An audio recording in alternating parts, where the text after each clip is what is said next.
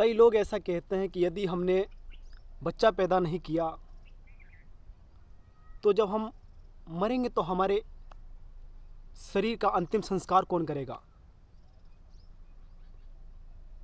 अंतिम संस्कार की जो प्रक्रिया होती है, जो मुखाग्नि होती है, अलग अलग रिलीजन की मैं बात कर रहा हूँ, सब में अलग अलग चीज़ें होती है, तो वो सारी चीज़ें कौन करेगा हमारे लिए। इस धरती पे जो रिलीजन्स ने आपके दिमाग के अंदर जो ये सारे थॉट भर दिए हैं, जो सारी ये मान्यताएं भर दी है, मुझे लगता है कि सारी चीज़ झूठ है। ये सब कुछ झूठ है भाई। इस धरती पे सिर्फ आप एक बार आए हो, इसके बाद आप दोबारा नहीं आओगे, कोई आपका जन्म नहीं होगा।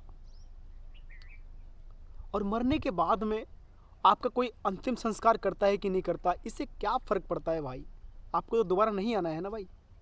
आप इस जीवन में जो आप आए हो उसको तो अच्छे से जी लो। जैसे मान लो कि मैं अभी मर गया, मैंने बच्चा पैदा नहीं किया, और जब मेरी मृत्यु होगी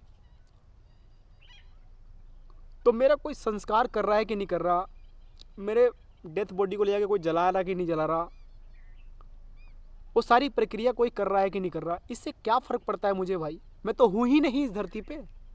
मुझे क्या महसूस हो रहा है, मुझे कुछ भी महसूस नहीं हो रहा, क्योंकि मेरा अस्तित्व ख़त्म हो चुका है।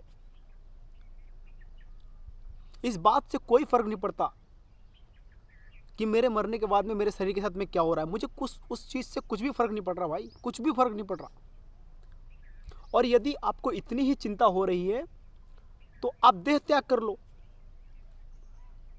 जो जैन धर्म में एक देह त्याग की प्रक्रिया होती है उसको अपना लो आप, कि ये शरीर आपको छोड़े उससे पहले आप इस शरीर को छोड़ दो। जब जैन मुनि देखते हैं कि भाई हमारा समय जो है निकट आ रहा है, हमारा समय अब शायद पूरा हो चुका है, तो मृत्यु उनके पास पहले आए उससे पहले वो अपने शरीर को त्याग देते हैं। तो आप ऐसा कर सकते हो, लेकिन इन चीज़ों के लिए, अपने वंश को आगे बढ़ाने के लिए, अपने अहंकार की पूर्ति के लिए, अपने बुढ़ापा का सहारा बनाने के लिए किसी व्यक्ति को, या अपने अंतिम संस्कार के लिए, या मान लो मुझे अंतिम संस्कार में मेरे बच्चे ने मुझे मेरे शव को अग्नि नहीं लगाई तो मुझे मुक्ति नहीं मिलेगी, इन सारी परंपराओं के लिए, इन सारी मान्यताओं को तोड़ने के लिए मैं एक बच्चे को इस धरती पर ले आऊँ। जो भी व्यक्ति ये कहता है कि यदि आपके बच्चे के द्वारा आपके शरीर को आग नहीं लगाई गई, अग्नि नहीं दी गई, तो आपको मुक्ति नहीं मिलेगी, तो जिस व्यक्ति के भी बच्चे ने उसके पिता को आग लगाया और उस व्यक्ति को मुक्ति मिल गई, इस बात की क्या संभावना है, क्या गारंटी है भाई। कहाँ लिखा हुआ है ये चीज़, कहाँ प्रमाणित है ये चीज़ कि इस धरती पे जितने भी लोग मरे और उनके बच्चों ने उनका अंतिम संस्कार किया, उनका पिंडदान किया, जो भी क्रियाएं करी अलग अलग धर्मों के हिसाब से, उनको मुक्ति मिल गई, वो स्वर्ग में गए या नरक में गए, इस बात का क्या प्रमाण है। या स्वर्ग या नरक होता भी है, इस बात का क्या प्रमाण है। मरने के बाद में आज तक इस धरती पे कोई ऐसा है व्यक्ति जो कहता है कि देखो मैं मर करके वापस आया और मैंने देखा है स्वर्ग को, स्वर्ग ऐसा होता है, या मैं नरक को देख करके आया हूँ, नरक ऐसा होता है। क्या हमें इस धरती पे आज तक कोई ऐसा व्यक्ति मिला, या विज्ञान ने ऐसा कुछ प्रमाणित किया।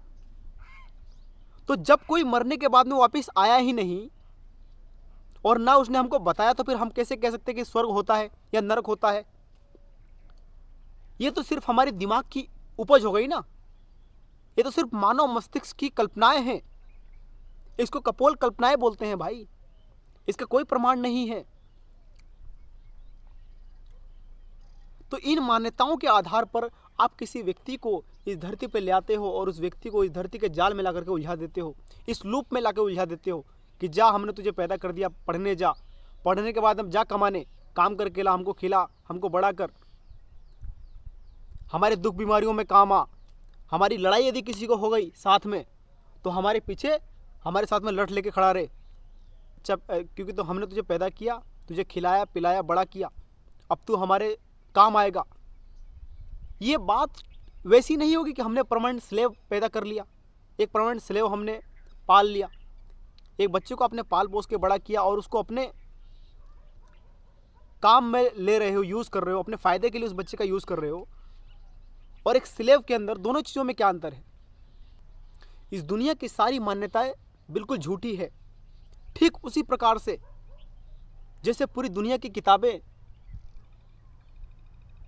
और पूरी दुनिया के लोग एक समय पे कहते थे कि धरती चपटी है, मतलब कि चपटी आकार की है धरती।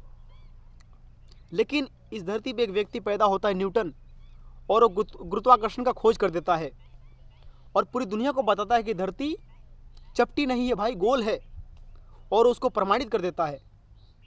तब से पूरी दुनिया क्या मानती है कि धरती गोल है। लेकिन उससे पहले लोग क्या मानते थे? कि धरती चपटी है। ठीक उसी प्रकार से आपकी सारी मान्यताएं झूठी है।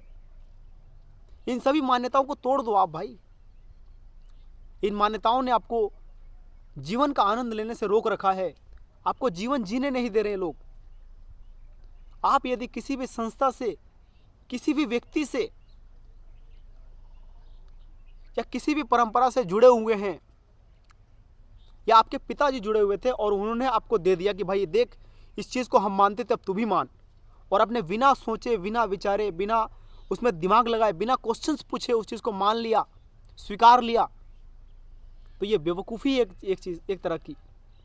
जैसे हमारे पिता ने यदि किसी रिलीजन को माना, यदि किसी मान्यता को माना, किसी परंपरा को माना, और उन्होंने जो जो अपने जीवन में किया, वो चीज़ें हम अपने जीवन में कर रहे हैं, उन चीज़ों पे बिना सवाल पूछे, बिना सोचे, बिना समझे, तो हम एक मनुष्य की कैटेगरी में नहीं आते, फिर तो हम एक जानवर हुए।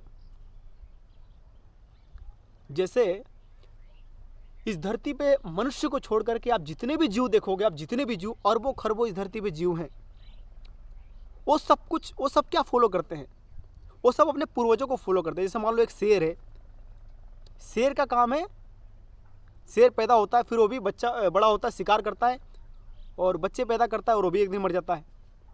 फिर जो उसके बच्चे हैं वो चीज़ सेम रिपीट करेंगे, दोहराएंगे। लेकिन मनुष्य ही एक ऐसा जीव है जो अपने पिता, जो उसके पिता ने किया वो करे कि नहीं करे, इस चीज़ के बारे में सवाल पूछ सकता है। उसको ही ये चीज़, इतनी तर्क और इतनी बुद्धि दी गई है इस प्रकृति के द्वारा। तो आप उस चीज़ का यूज़ और इस्तेमाल क्यों नहीं कर रहे हैं? तो मुझे लगता है कि इसके बारे में आपको सोचने और विचारने की आवश्यकता है बहुत गहराई से।